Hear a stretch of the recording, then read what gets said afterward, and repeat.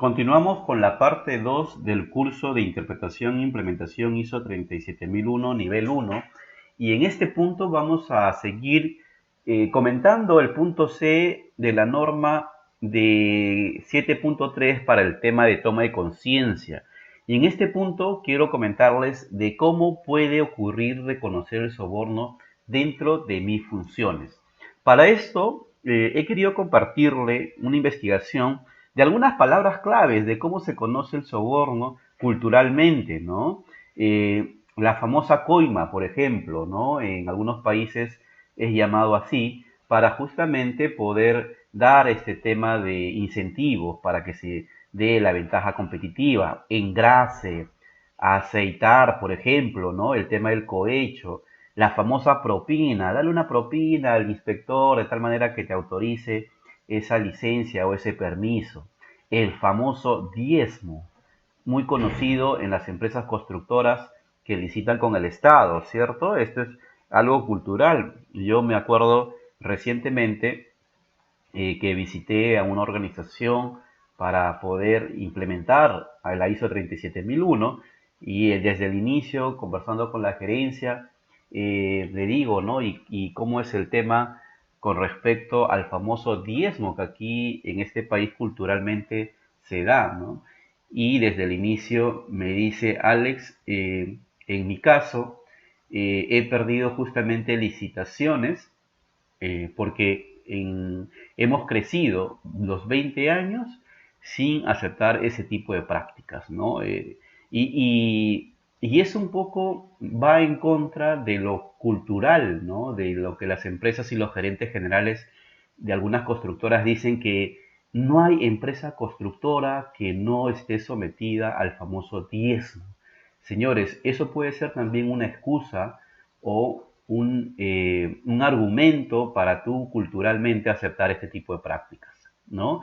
Entonces, sí es conocido que un mayor porcentaje de empresas están en este escenario del famoso diezmo, sin embargo, eso no significa que existen organizaciones éticas y sostenibles que han crecido justamente de manera ética y responsable sin aceptar este tipo de prácticas para ganar de manera competitiva. En algunos casos también es conocido el famoso presente, darle un presente al cliente de tal manera que nos podamos ganar el contrato. Sin embargo, este presente muchas veces es envuelto no en un dinero, sino también en un viaje, un curso de capacitación en el extranjero, de tal manera que incentive justamente la intención de poder ejercer un tipo de influencia para la aprobación de un contrato o una propuesta. Esto es muy importante que lo conozcamos, señores, porque en tu caso, de acuerdo a tu puesto de trabajo, puedes estar expuesto a alguna de estas formas culturalmente y hay que reconocerlos para estar alerta. He querido sintetizar algunos casos prácticos en diferentes procesos de una organización, de tal manera que dependiendo del puesto que estés puedas reconocer algunos escenarios de sobornos que se puedan dar. Partiendo justamente del gráfico inicial que comentamos, ¿no? Este gráfico que explicaba el sobornador, el sobornado y el escenario de soborno. Este es un caso, por ejemplo, de recursos humanos. Algunos me dicen, no, Ale, solamente el soborno se puede dar en el proceso comercial o con la gerencia general.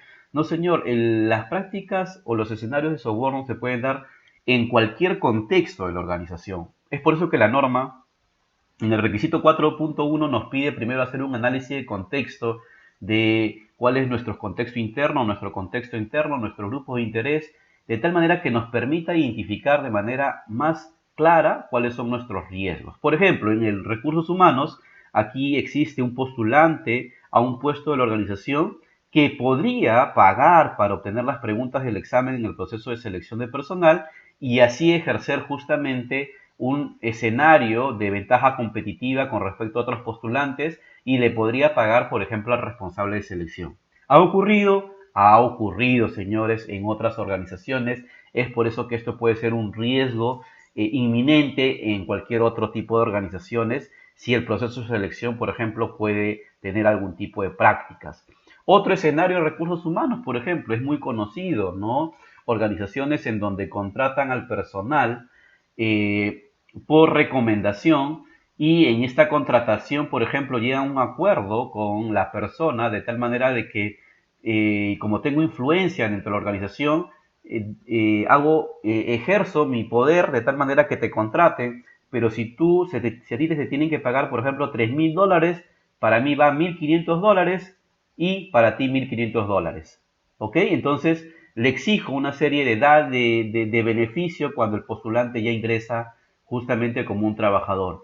Y eso ocurre inclusive en organismos del Estado, en donde es muy conocido en países que ejercen justamente el aparato legal, la parte inclusive legal de las organizaciones, que este tipo de prácticas ha salido a la luz y en la prensa. En el proceso logístico, muy conocido que un proveedor podría ejercer un pago al encargado de logística para ganar la venta de un bien o servicio. En este caso, aquí el expuesto es el responsable de logística. Es por esto que esta norma nos pide más adelante hacer una serie de escenarios, no solamente de debida diligencia, sino también tener procedimientos no financieros en algunas prácticas o procesos. Por ejemplo, en el proceso de compras es muy sabido que si yo solamente selecciono a un proveedor, es muy posible que exista un escenario que estoy diligenciando la compra a un solo favorecido, ¿no? Entonces, más adelante vamos a ver los escenarios de 2 firmas, de 3 firmas, en la aprobación y en la selección de proveedores inclusive, y en la investigación también que podríamos hacer como debida diligencia al proveedor. ¿Ok? Pero es muy importante reconocer estos escenarios. Aquí, por ejemplo, en el proceso comercial, otro escenario de soborno.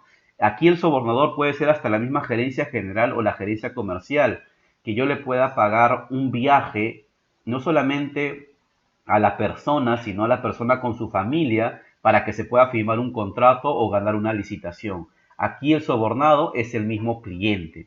Entonces, como te das cuenta, este tipo de escenarios podría ocurrir en todos los procesos dependiendo la magnitud del contexto. En operaciones, Alex, por ejemplo, si soy una empresa, vamos a suponer que soy una empresa que hace monitoreos ocupacionales, el cliente puede ser el sobornador porque podría pagarme un adicional para que yo modifique los valores del informe de monitoreo de tal manera que cumpla el cumplimiento legal.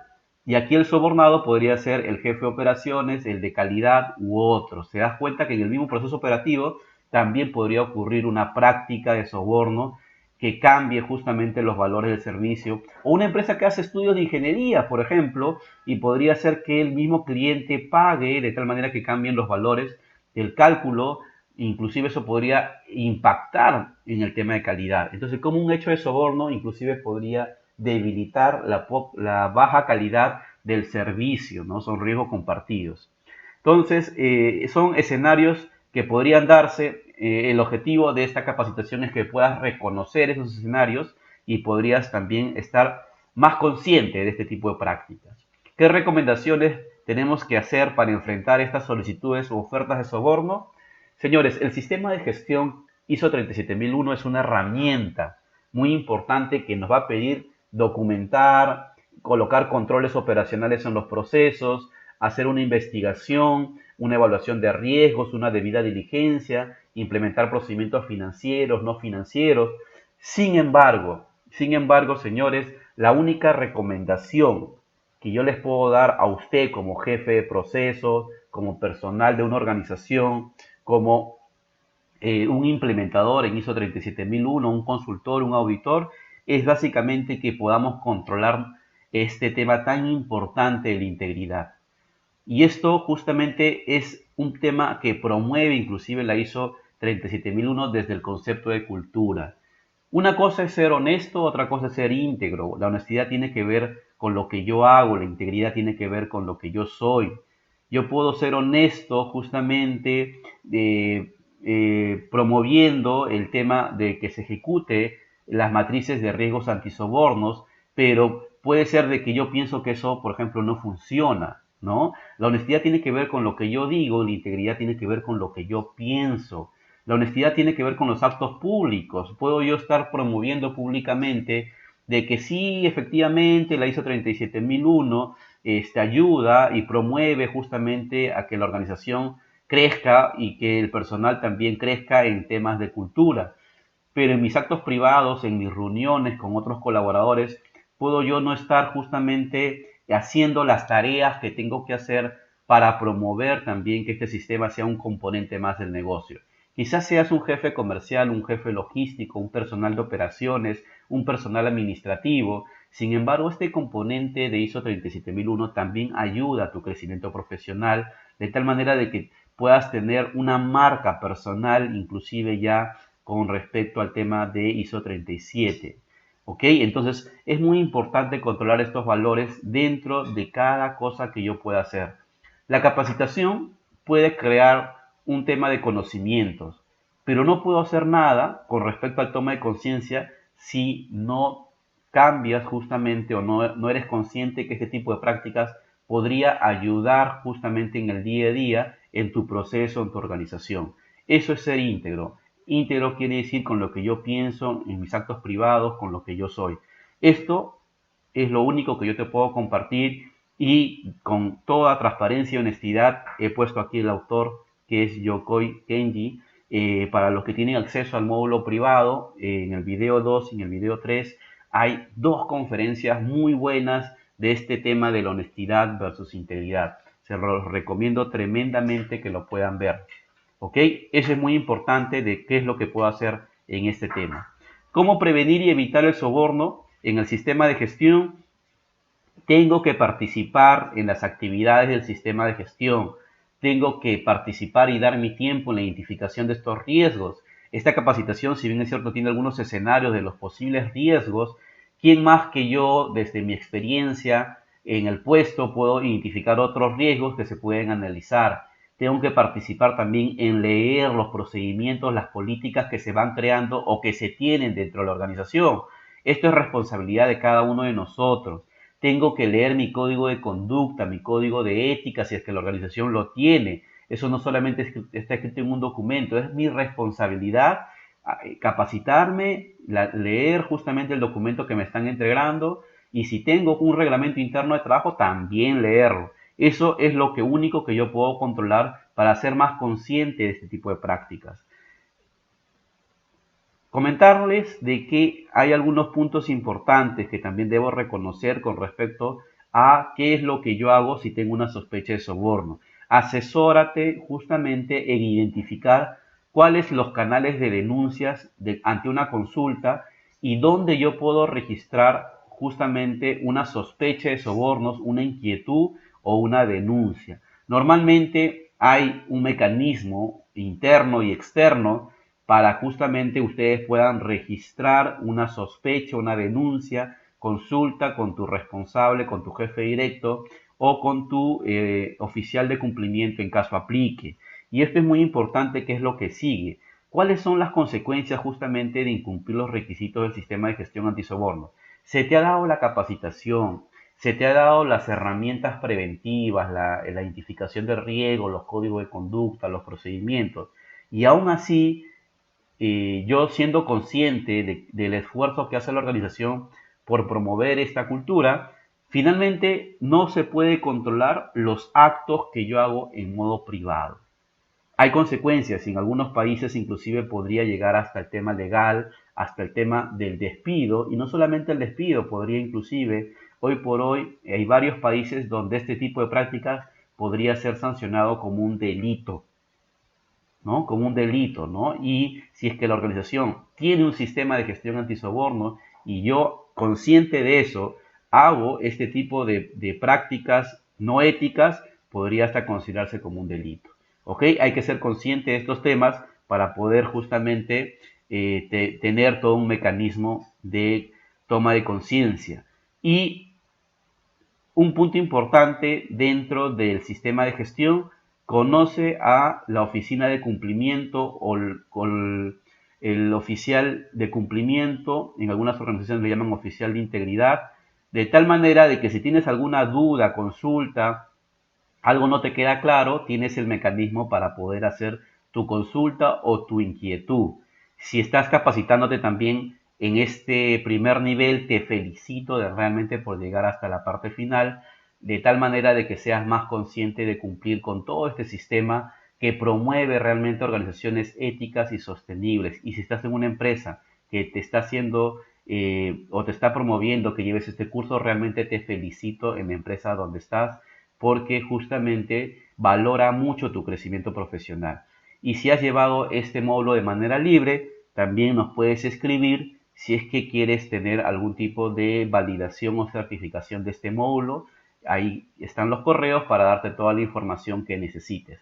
De mi parte, ha sido un gusto poder colaborar en este primer nivel de ISO 37001, que está orientado, señores, a promover la toma de conciencia en las personas que trabajan en la organización.